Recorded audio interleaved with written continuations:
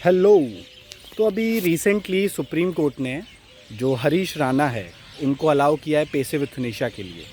मैं बहुत खुश हूँ कि अब उस इंडिविजुअल की जो सफरिंग है, जो बहुत लंबी सफरिंग है, वो ख़त्म हो जाएगी। पर मुझे इस चीज़ के ऊपर बात करनी थी कि जो नैरेटिव बिल्ड किया जा रहा है पेसिव यूथनेशिया और एक्टिव यूथनेशिया को लेके, वो बहुत गलत है। और मैं बताना चाहूँगा कि ये पेसिव यूथनेशिया के नाम पे बस एक एक्सक्यूज़ बनाया जाता है कि वो खुद इन्वॉल्व नहीं होना चाहते किसी की डेथ के लिए। अब ये थॉट प्रोसेस रिलीजन से आ रहा है या नहीं मुझे नहीं पता, पर फिर भी इसके ऊपर बात करते हैं। तो पहली चीज़ मैं बताना चाहता हूँ कि किसी को जान से मारना ये गलत है और ये हम सब मानते हैं, है ना, इस पर हम सब एग्री करते हैं। पर किसी को ज़बरदस्ती इस ज़िंदगी में रखना, अगर वो फिज़िकली और मेंटली सफ़र कर रहा है, ये भी गलत है। और अगर इन दोनों चीज़ों को आप गलत मानते हो तभी इस वीडियो में आगे बढ़ना। तो अब मैं दो सिनेरियो की बात करूँगा। पहला सिनेरियो जिसमें मैं जा रहा हूँ रेलवे ट्रैक के बगल में, मैं देखता हूँ रेलवे ट्रैक पे बच्चा बैठा हुआ है, ट्रेन आ रही है और मैं कुछ नहीं करता हूँ, मैं बस देखते रहता हूँ। मैं बचा सकता था उस बच्चे को, पर मैंने नहीं बचाया, मैं बस बैठे रहता हूँ आराम से, अपनी वॉक करते रहता हूँ। या फिर दूसरे केस में मैं रेलवे ट्रैक के बगल में वॉक कर रहा था, मैं देखता हूँ एक बच्चा रेलवे ट्रैक के बगल में ही खेल रहा है, मैं जाता हूँ उस बच्चे को उठाता हूँ, रेलवे ट्रैक पे फेंक देता हूँ, जिसकी वजह से उस बच्चे की डेथ हो जाती है।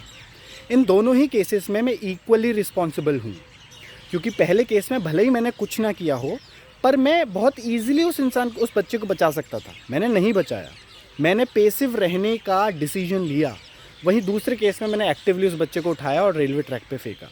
क्या मैं रिस्पॉन्सिबल नहीं हूँ? मैं दोनों में इक्वली रिस्पॉन्सिबल हूँ।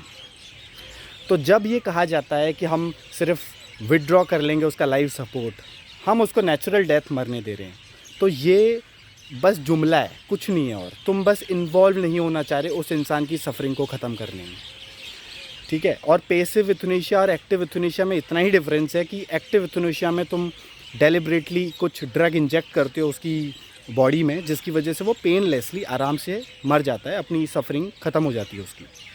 पर वहीं पेसिव यूथनेशिया में तुम एक्टिवली पेसिव हो, तुम्हें पता है कि वो सफ़र कर रहा है, सुप्रीम कोर्ट ने खुद कहा है कि अब उसकी सफरिंग ख़त्म हो जाएगी, तुम्हें पता है कि डेथ ही उसके लिए एक अच्छा ऑप्शन है, फिर भी तुम उसका लाइफ सपोर्ट को ख़त्म करके उसको कुछ देर के लिए तड़पने दे रहे हो। और तुम्हें नहीं पता सर्टेनली कि वो कितनी देर के लिए तड़पेगा लाइफ सपोर्ट ख़त्म करने के बाद, हो सकता है 1 घंटा, हो सकता है 2 घंटे।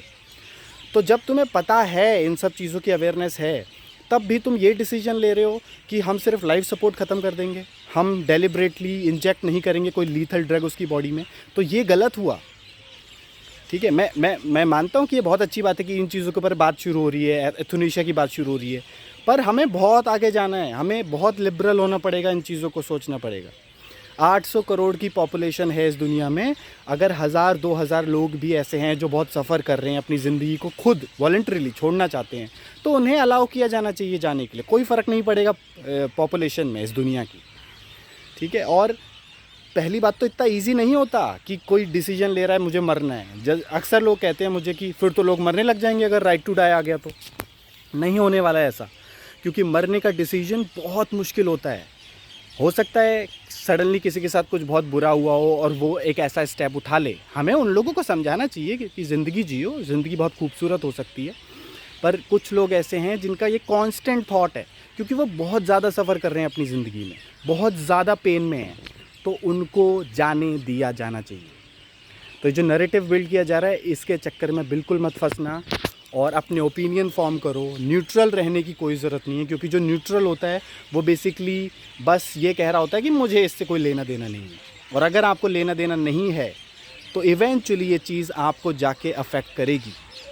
उन लोगों के बारे में सोचिए, उन लोगों के जूतों में अपने पैर रख के देखिए जो सफ़र कर रहे हैं ज़िंदगी में, जो वेजिटेटिव स्टेट में हैं, जो ऐसी डिज़ीज़ से जूझ रहे हैं जो इरिवर्सिबल है। फिर आपको पता चलेगा, फिर आप सोच पाएंगे कि उन लोगों पे क्या बीतती होगी। ज़िंदगी आपके लिए खूबसूरत हो सकती है, पर उनके लिए बिल्कुल भी नहीं है। तो कमेंट्स कीजिए और बताइए अपने थॉट्स। मिलते हैं नेक्स्ट वीडियो में, बाय।